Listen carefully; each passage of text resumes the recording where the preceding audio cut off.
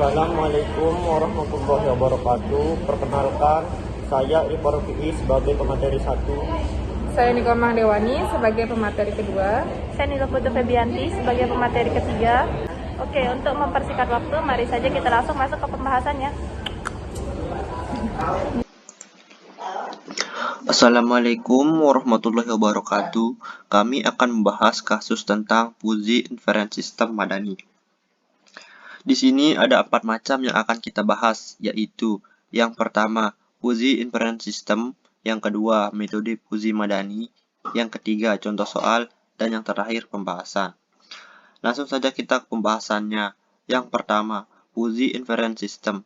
Fuzzy Inference System merupakan sebuah kerangka kerja perhitungan berdasarkan konsep teori himpunan Fuzzy dan pemikiran Fuzzy yang digunakan dalam penarikan kesimpulan atau keputusan. Ada 3 macam metode. Yang pertama, metode Tsukumoto, yang kedua, metode Madani, dan yang terakhir, metode Sugeno. Dan di sini kami menggunakan metode Madani. Metode Fuzzy Madani adalah salah satu bagian dari Fuzzy Inference System yang berguna untuk penarikan kesimpulan atau penarikan suatu keputusan terbaik dalam permasalahan yang tidak pasti. Metode Fuzzy Madani diperkenalkan oleh Ibrahim Madani pada tahun 1975. Selanjutnya, contoh soal akan dijelaskan oleh teman saya. Saya Nikomah Dewani, saya akan menjelaskan mengenai cara penyelesaian dari contoh studi berikut. Sebuah grosir rokok akan membeli stok bahan jualan bulanan. Rata-rata pembelian stok rokok paling banyak per bulannya mencapai 1000 slop, sedangkan paling sedikit hanya mencapai 100 slop. Pada laporan bulanan, keuntungan penjualan maksimal per bulannya mencapai 1 juta, sedangkan keuntungan minimumnya adalah 500.000. Sedangkan penjualan maksimal per bulannya biasanya mencapai 200 unit dan minimal 1000 unit. Tentukan dengan metode Fuzzy Madani berapa unit stok barang yang dibeli apabila penjualan rata-rata hanya mencapai 1.600 unit dan keuntungan sebesar Rp 800.000. Jadi, di dalam studi kasus tersebut, terdapat 2 rules yang merupakan kombinasi dari variabel linguistik yang mempengaruhi bertambah dan berkurangnya pembelian stok barang. Rules yang pertama, atau aturan yang pertama, jika penjualan sedikit dan keuntungan turun, maka pembelian stok barang berkurang. Rules yang kedua, atau aturan yang kedua, jika penjualan banyak dan keuntungan naik, maka pembelian stok barang bertambah. Langkah pertama adalah fuzifikasi. Dalam proses fuzifikasi, langkah ini pada dasarnya sama dengan metode Tsukumoto, yaitu membuat fungsi keanggotaan dan kurva keanggotaan dari setiap variabel linguistik. Setiap variabel itu dibuat fungsi keanggotaan dan grafik keanggotaannya. Misalnya, variabel 1, banyaknya penjualan. Banyaknya penjualan dinyatakan kurang dari 1000, itu adalah sedikit, sedangkan lebih dari 2000 itu dinyatakan banyak. Maka kita bisa buat fungsi untuk yang sedikit, maka 1000 batasnya, sedangkan untuk yang banyak 2000 batasnya, dan ini ada kurva turun sesuai dengan batas sedikit dan banyaknya tadi. Ya, yang ini merupakan kurva sedikit atau kurva turun, dan ini merupakan kurva naik beserta batas-batasannya. Dan fungsi keanggotaannya akan menjadi seperti ini, di mana akan bernilai 0 jika X lebih dari 2000, dan itu untuk yang sedikit, dan bernilai 1 jika X-nya kurang dari 1000. Mu penjualan banyak bernilai 0 jika X-nya kurang dari 1000. Dan bernilai 1 jika X-nya lebih besar dari 2000. Dan untuk di antaranya akan menggunakan fungsi seperti ini. Ini adalah fungsinya Kalau untuk di antaranya, yang ini juga. Yang hasilnya nanti akan menjadi derajat keanggotaannya.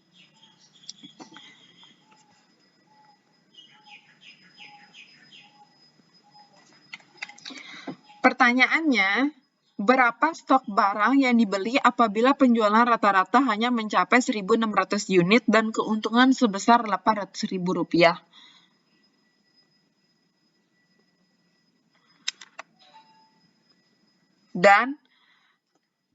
Dan di sini kemudian pertanyaannya adalah berupa derajat keanggotaan untuk rata-rata penjualan mencapai 1.600 unit. Ya, kita bisa hitung 1.600 itu berada di antara 1.000 dan 2.000.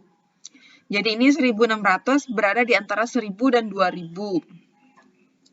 Sehingga posisinya di sini dan kita tarik garis ke atas akan memotong dua grafik.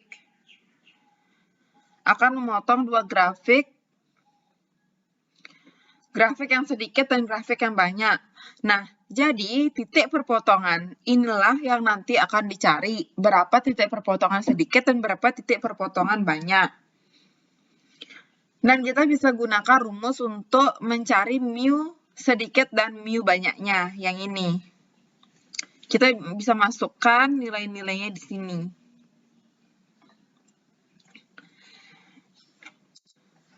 Dan untuk fungsi keanggotaan keuntungan, itu demikian juga untuk variabel kedua, tingkat keuntungan ada dua, yaitu turun dan naik. Variabel di sana yaitu turun dan naik, ini adalah fungsi keanggotaannya. Lalu dihitung juga untuk tingkat keuntungan sebesar Rp800.000. Nanti berapa mu turun dan mu naiknya. Jadi ini dia rumus untuk menghitung mu turunnya dan mu naiknya.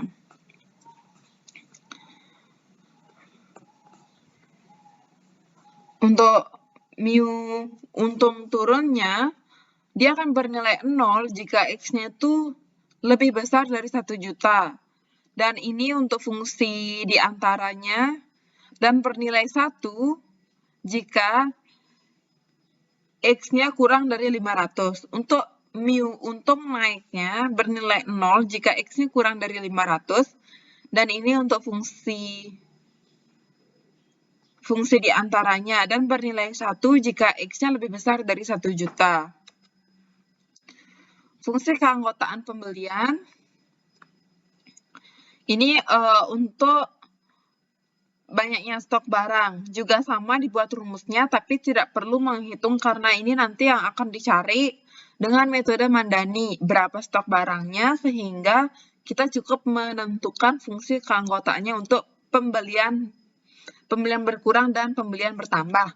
Hasilnya adalah kurang lebih seperti yang ini. Seperti ini, sesuai dengan batas-batas yang diketahui dari soal studi kasus ini. Sekian dari saya ucapkan terima kasih.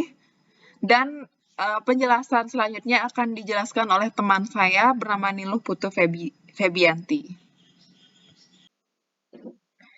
Baik, di sini saya Niluh Putu Febianti yang akan melanjutkan pembahasan dari teman saya yang sebelumnya mengenai contoh kasus. Hal yang pertama harus kita cari di sini yaitu menentukan nilai predikat dan nilai Z-nya. Z itu adalah simbolis dari pembelian atau permisalan dari pembelian. Oke, yang pertama kita harus tentukan yaitu nilai keanggotaan penjualan. Untuk penjualan sedikit dan penjualan banyak, kita harus masukkan nilai X-nya itu 1.600. Dari mana dapat 1.600? Kita balik lagi, lihat ke soalnya. Nah, di sini ada bilang, apabila penjualan rata-rata hanya mencapai 1.600 unit dan keuntungan sebesar 800.000. Untuk penjualan, nanti nilai X-nya itu 1.600, kemudian nanti kalau untuk keuntungannya, nilai X-nya itu kita pakai 800.000. Tinggal kita masukkan di sini aja. Untuk penjualan sedikit, 2.000 min 1.600 per 1.000. Untuk penjualan banyak, kita masukkan nilai X-nya. Jadi di sini 1.600 min 1.000 per 1.000. Di sini untuk pembedanya, untuk penjualan sedikit dan penjualan banyak, kita lihat letak nilai X-nya. Kalau untuk penjualan sedikit, nilai X-nya itu di belakang. Kalau untuk penjualan banyak, nilai X-nya itu di depan. Jadi kita udah dapat hasil. Untuk penjualan sedikit hasilnya 0,4. Kemudian untuk penjualan banyak hasilnya 0,6.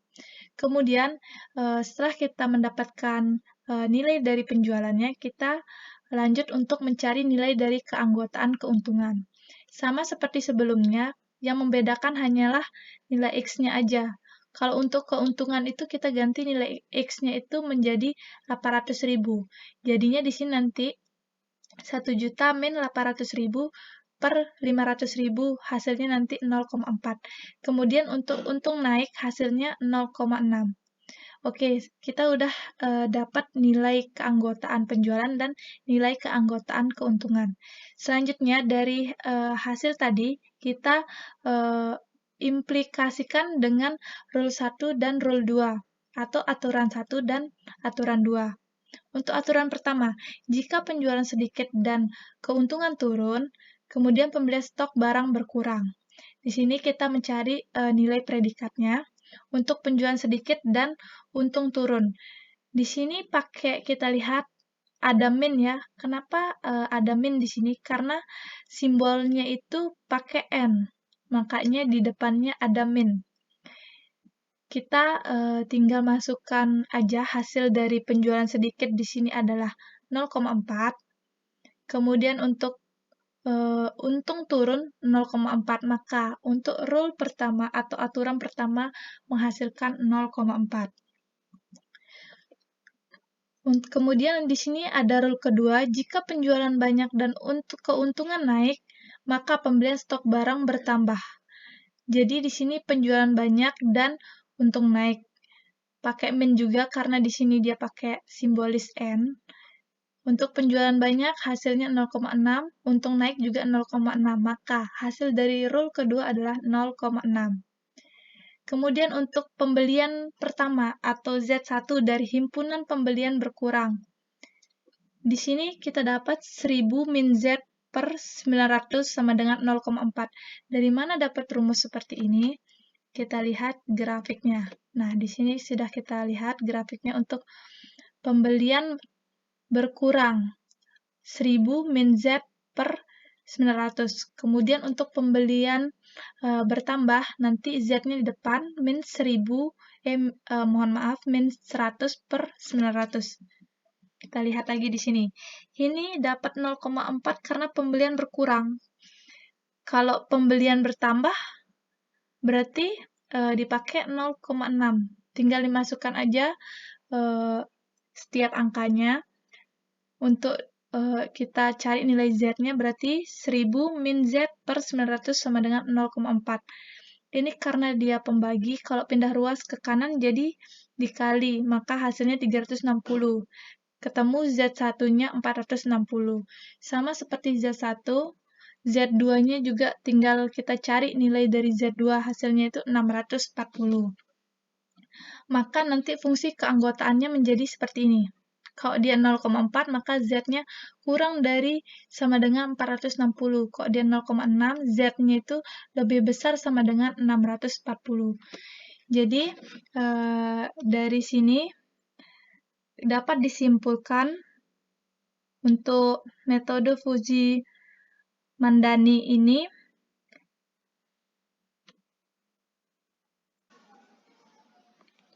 Jadi kesimpulan metode Madani ini lebih spesifik, artinya dalam prosesnya metode ini lebih memperhatikan kondisi yang akan terjadi untuk setiap daerah Fuzzi, sehingga menghasilkan keputusan yang lebih akurat.